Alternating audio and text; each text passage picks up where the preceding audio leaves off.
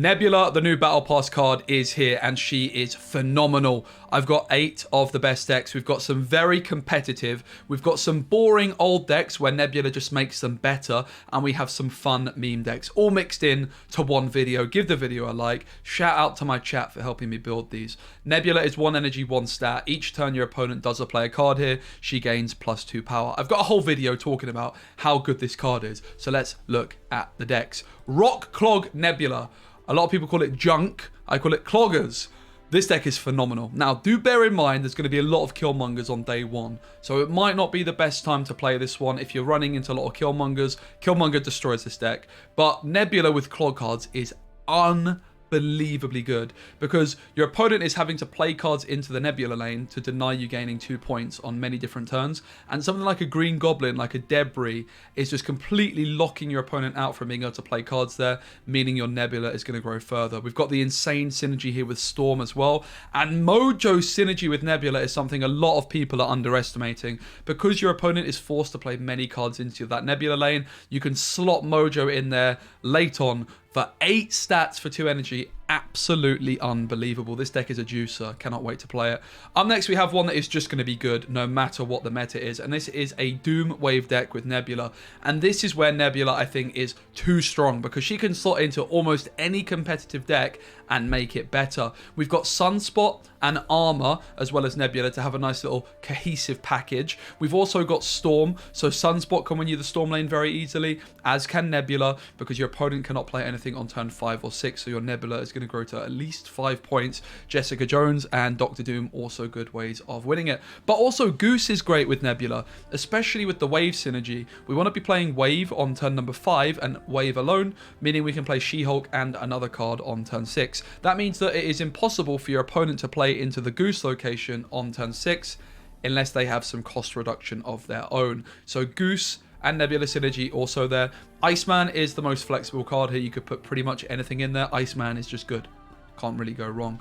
All right, up next we have a boring deck, but a bloody good deck, and that is Sandman. Lots of people are underestimating Sandman, and the spicy thing about this one is the inclusion of Gamora alongside Nebula. Because you're going to be playing Sandman most likely on turn number 4. On turn number 5, your opponent might be playing into the Nebula lane, and suddenly you can just play a 12-point Gamora, which is quite an interesting concept. If you don't like the Gamora after testing, you could put Devil Dinosaur back in, but I don't think you can really go too wrong with this one. The Iceman could be Ebony more or Sunspot, up to you. Shuri up next. Wow, Nebula's amazing in Shuri. Now, how good is Shuri? I don't know. I've not played it since the nerf, but Nebula just fits this deck perfectly. You already have the armor in there, and you already have the Sunspot. It's just a really good card to play on turn 1 to get a lot of points. What more can you ask for? Up next, we have a more spicy one. One of my favorite decks. In fact, my friend Bane won a tournament with a very similar list to this one, so do not underestimate it. We've got Nebula with Storm again, but this time we've got Professor X and Spider-Man. This deck has Jeff. If you don't have Jeff, do not panic. You can definitely play without it. I actually really like the Nightcrawler in this deck as well. Valkyrie has some interesting synergy with Nebula.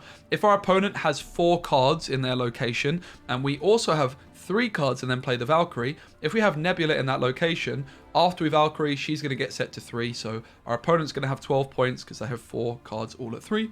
We also have 12 points, but then, as long as their location was full and they were unable to play any cards into Nebula that turn, your Nebula is going to grow by 2 points, winning you the Valkyrie lane. You can, of course, win Valkyrie with the Demon as well. You can play Valkyrie plus Demon on turn 6 or Valkyrie plus Titania on turn 6. Sentry Viper, awesome combo. Spider-Man, Professor X with Daredevil with Storm and Jug. You can just completely lock down the board. The other play to look out for is playing your Juggernaut on turn number 6 to push cards away from its location, and if you have a Professor X down, you can push them all into the location where the Sentry's Void is. Up next, we have a bit of a weird one. Not a deck many people have played in a long time, but one I thought you might be interested in trying out. I don't know if this is the best version of this deck because I've hardly ever played this deck, but I did want to give an honorable mention to Destroyer decks. Any deck you're already playing armor in, I think Nebula is a fantastic addition. All right, next to 2 of the most spicy ones, we have the meme deck of dreams. We have the Guardians of the Galaxy. This is the first deck that I'm going to be checking out. We don't have Yondu in this one. There's also like Thor, who has some like links to the Guardians of the Galaxy, Adam Warlock, these kinds of things. So I wanted to make it all the predict guardians like Mantis, Rocket Raccoon, but actually also making it a good deck. Why Guardians? Well, obviously Nebula is a Guardian, but your opponent's going to be incentivized to play into the Nebula location very, very frequently, and therefore your Guardians are going to be getting a lot of value. If they don't, then your Nebula gets value. The Storm Sunspot Armor package also slots into this one. We have Daredevil to give us that extra little bit of vision on turn number 5 to get a prediction, or potentially to slam a Professor X. I do want to give an honorable mention to a couple of cards in this one, which is Spider-Man, just in case you miss Professor X, and also Chavez to increase the odds of us finding Nebula on turn 1. Not going to be a great deck, but honestly probably not that bad either. Finally, the most spicy of all the Nebula lists, it is the Ebony clog deck. This deck is playing Viper and Ebony together on an open location on turn 3. And then what you can do is on turn 4 potentially, you could play your Nebula into that location. If your opponent didn't play any cards there, they're not going to be able to play any more cards, and Nebula plus Viper will win that location alone unless they have something like a Doctor Doom. But we're also playing Doctor Doom in this one. We have the Wave, so it's a very similar deck to the Wave Doom list that I shared earlier on the video. It is a worse version, but it's a very fun version because of the spicy stuff you can do with the Viper and Ebony You also might want to consider putting in Electra into this one to deal with the Ebony excuse me. But it is a spicy deck, not the most competitive, but certainly a very fun one. Okay, let's summarize then. What decks is Nebula good in? I think Nebula is good in any deck you want, virtually. I think this card is phenomenal. If you can get it down on turn 1, it's beyond good. It's going to be particularly good with Storm, with Goose, with Professor X, but also it's going to be particularly good with Clog cards. I think that's a huge one.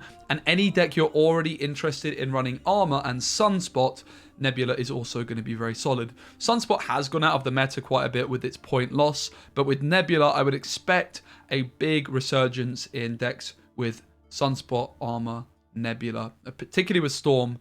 That is going to be a really powerful combo. I hope you guys enjoyed the video. For more decks, like and subscribe, and I'll see you on the next video.